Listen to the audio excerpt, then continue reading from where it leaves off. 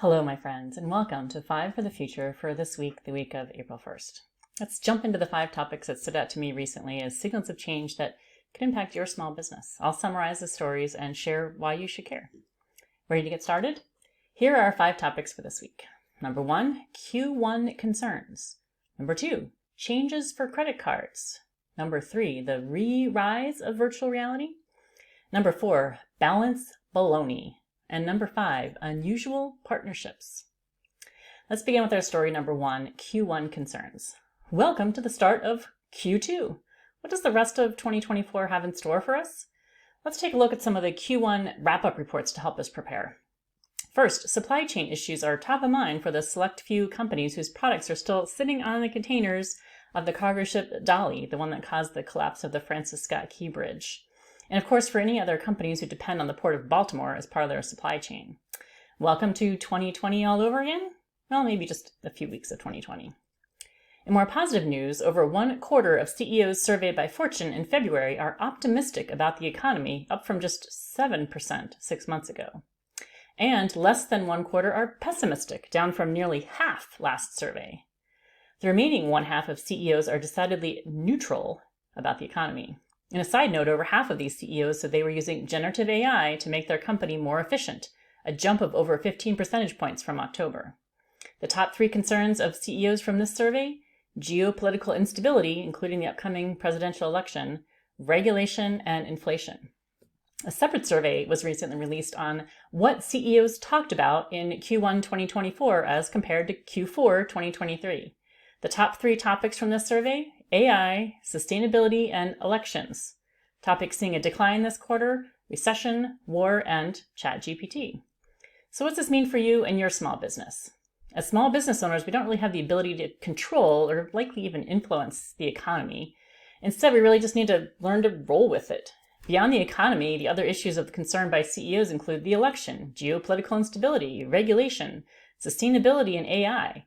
I would point out that we don't have much control over many of these issues, but paying attention to them and trying to be prepared for worst case and best case scenarios might be a good exercise. Play the what if game with different election results or potential regulations related to climate change and sustainability. Will you be prepared for giant tariffs or more regulations on carbon emissions? Try to be at least a little proactive, says this futurist. What might the future look like? This is part of the fun of being a futures thinker. There is no one path that the future will follow. But instead of throwing our arms up in frustration, spend some time running through the different scenarios, just as I mentioned. What does a positive future for your company look like in each different scenario? What can you do now to improve your odds of a good outcome? For now, imagine a future where you and your business work to be more proactive than reactive, and consider that to be one of your competitive advantages. Moving on to story number 2, changes for credit cards. Last week, Visa and MasterCard settled with U.S. merchants in a deal that will benefit small businesses.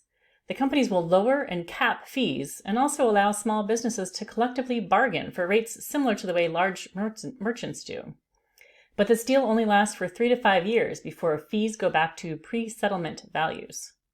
Even though this might save retailers, it could end up costing some shoppers with certain premium cards more. The more perks and points you have, the higher your fees could be. So what does this mean for you and your small business? Look at this from the 2 perspectives.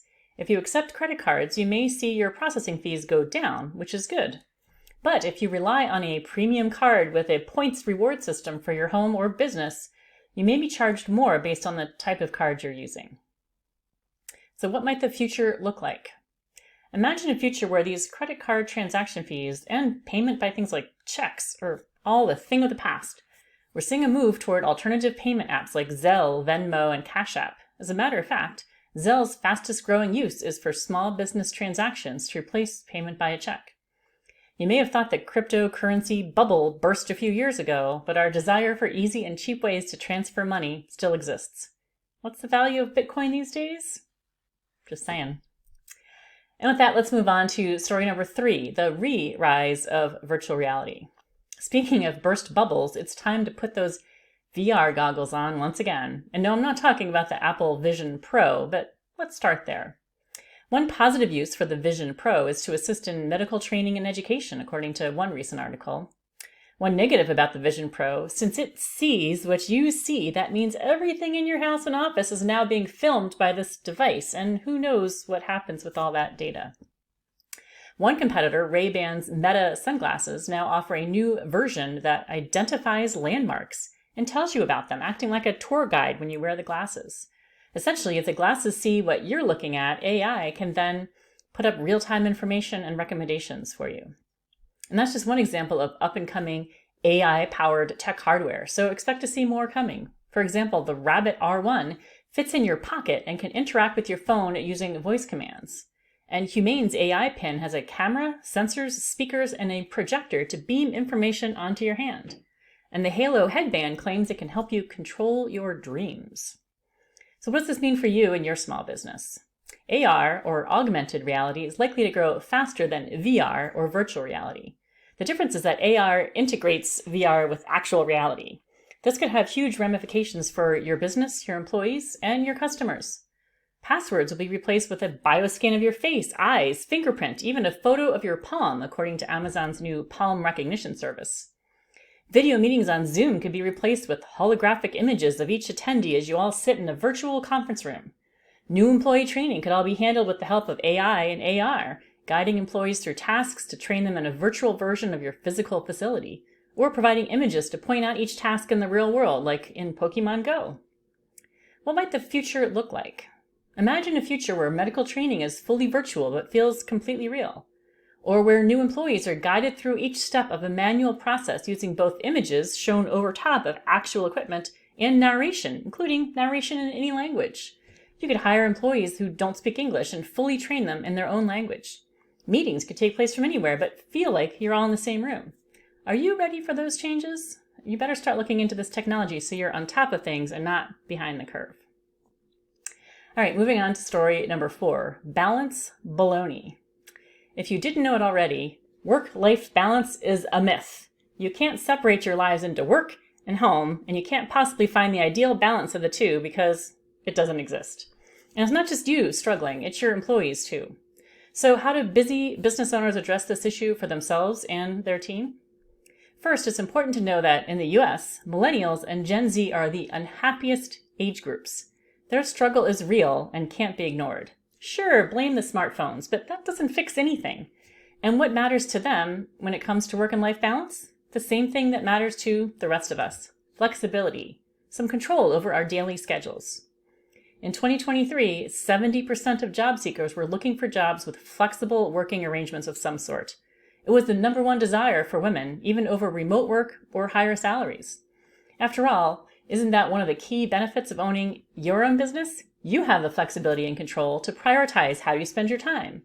As a matter of fact, a recent study shows that entrepreneurs benefit from lower stress, better health, and a more meaningful career as compared to employed professionals. More specifically, and I quote, "A new wave of peer-reviewed research indicates that launching a business can dramatically reduce stress and improve physical and mental health." You might think you're stressed now, but imagine how much worse it would be if you had a boss. It's actually that control, along with a sense of purpose, that aids in lessening stress. So what does this mean for you and your small business? First, where practical, consider offering some form of flexibility in work schedules to your employees. This could lead to more productive, happier employees, more likely to stick around. Next, remind yourself of the huge benefits of running your own business. Less stress, more autonomy, and also, according to research, of course, a higher net worth and more financial stability than working for an employer. Finally, maybe don't tell your own employees of all the benefits of them starting their own business. But if you, my listener, are an aspiring entrepreneur, then you should know that it's never too late to launch your business. You typically need less money and less experience than you think, and your stress level will be significantly lower. So what might the future look like? Look, research shows that the job creators in this country are the small business owners, and we all know that loyalty to a large company does not pay off in job security anymore. Imagine a future where high school and college students aspire to be business owners and have some control over their destiny, their time, and their income. With the rapid growth in the so-called gig economy, we aren't very far off from this future at all. How can you help the next aspiring entrepreneur make that leap? And our final story, story number 5, unusual partnerships. A few stories that caught my eye recently related to this concept. First, McDonald's is rolling out plans to sell Krispy Kreme donuts at all of their U.S. locations by the end of 2026, as the exclusive fast food partner for Krispy Kreme in the U.S. Apparently a win for both partners. Next, I'm sharing this a little too late for Easter, but candy maker Frankfurt Candy introduced Clausen pickle flavor jelly beans this year, focusing on those crazy Gen Z kids who like to try new things and document it on social media. That's a pass for me. And completely unrelated to food, the final unusual partnership is with stressed South Korean employees and their new source of comfort, per the Wall Street Journal, pet rocks. If that term is familiar to you, then you were old like me. Apparently, the appeal in Korea is related to the value placed on ornamental stones and the sense of stability that comes from rocks. Maybe they should just become entrepreneurs instead. So what does this all mean for you and your small business? You might think I'm just sharing these stories for pure entertainment value, but there's more to it than that. I want you to think about any unusual partnerships you could consider with other businesses, services, or products. How could you partner with a business that serves a similar customer type, but with a very different product? Imagine how you might stand out in that partnership and how that could help your business. Sometimes it pays to be creative. What might the future look like?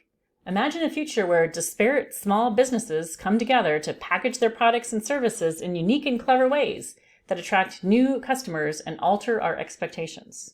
Selling widgets B2B is no excuse for an absence of creativity and outreach.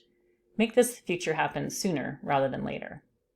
And that's it for this week. Thanks for watching. I hope these 5 topics and my take on them get you thinking about how these signals of change could ultimately impact your small business. Join me again in 2 weeks, and thanks for watching.